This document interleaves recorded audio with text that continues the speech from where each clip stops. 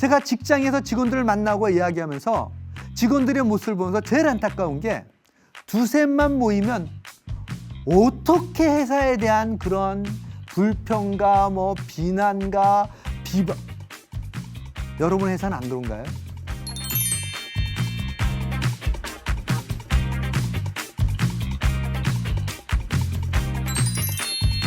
그리스도인들은 일터에서 구체적으로 어떻게 구별된 삶을 살아야 될까요?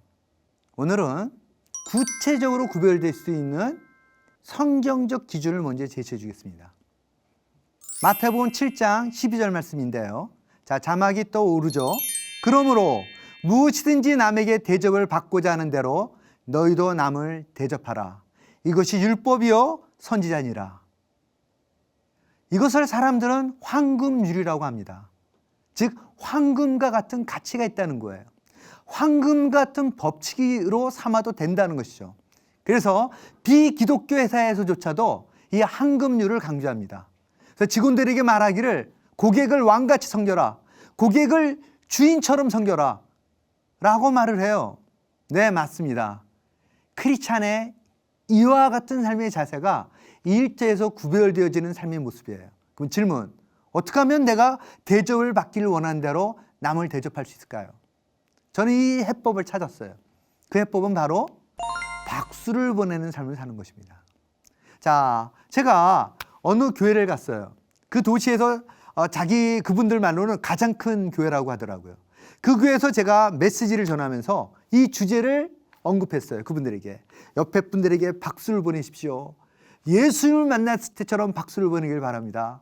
어떤 일을 했냐면 이 교회 공동체가 그 많은 사람들이 박수를 보내고 환호하는데 정말 그 예배당이 정말 너무나 뜨거운 분위기로 바뀌었어요. 근데 제 눈에 들어오는 한 사람이 있었어요. 벌떡 일어나더니 옆 사람을 향해서 박수를 보내는데 서서 이렇게 박수를 보내는 거예요. 너무 특이하지 않아요?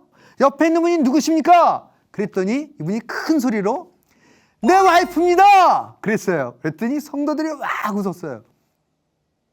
자기가 결혼할 때 그렇게 결단했답니다.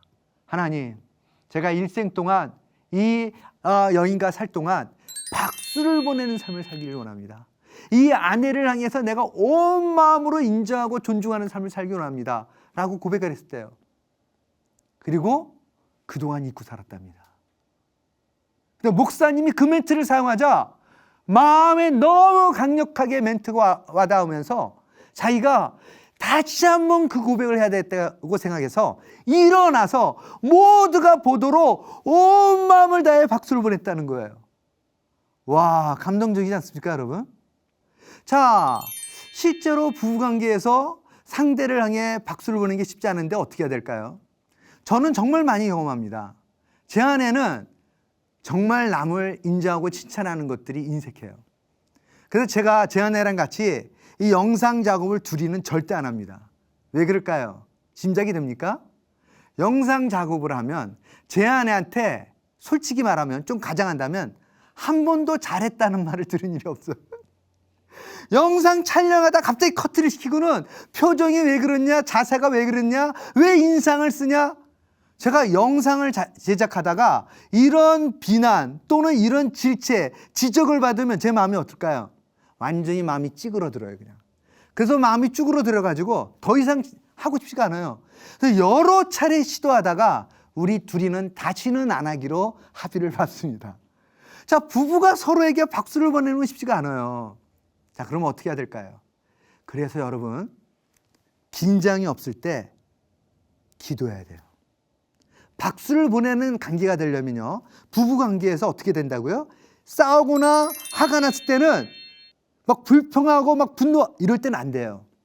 이렇게 아니라 지극히 평범할 때 또는 혼자 운전을 할 때, 제가 제일 많이 하는 시간은 운전할 때입니다. 운전할 때 저는 솔직히 제 아내를 위해 기도를 많이 합니다. 회사에서도 함께 옆에 있는 사람에게 존중과 박수를 보내는 삶이 제일 어려워요. 근데 옆에 있는 김 대리, 옆에 있는 김 과장님, 그리고 팀장님을 향해서 어떻게 한다고요?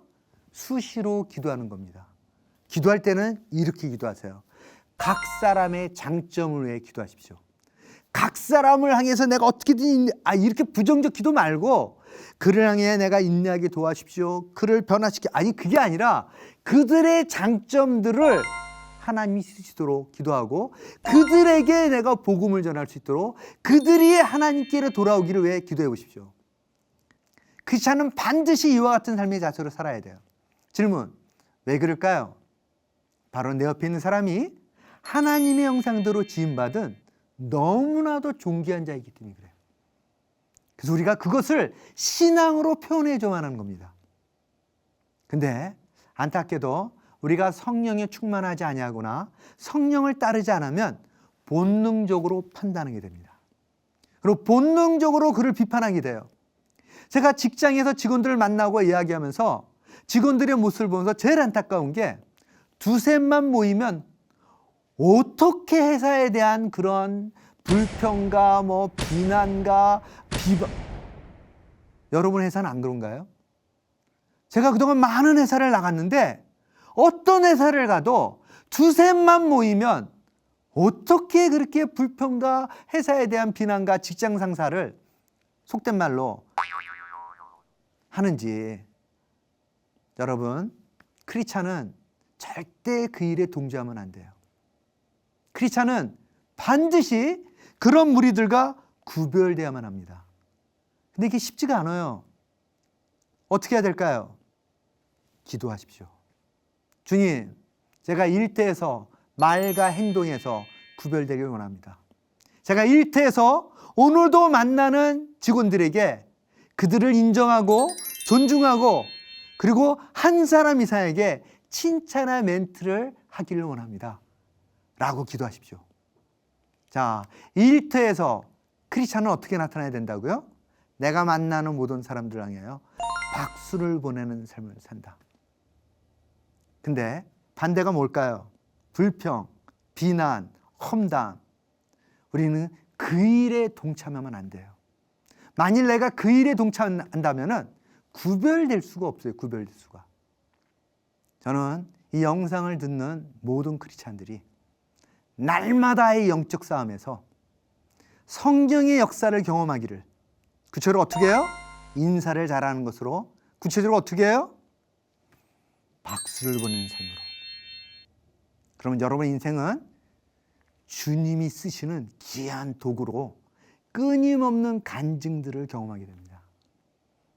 날마다 간증이 넘치는 삶, 날마다 성령의 역사를 경험하는 삶, 날마다 성령의 인도하심을 경험하는 삶. 아니, 억울하게 고난과 억울하게 무시를 당할 때마다 오히려 기도함으로 말미암아 드라마틱한 반전을 경험하는 삶, 이 삶을 경험하게 될 것입니다.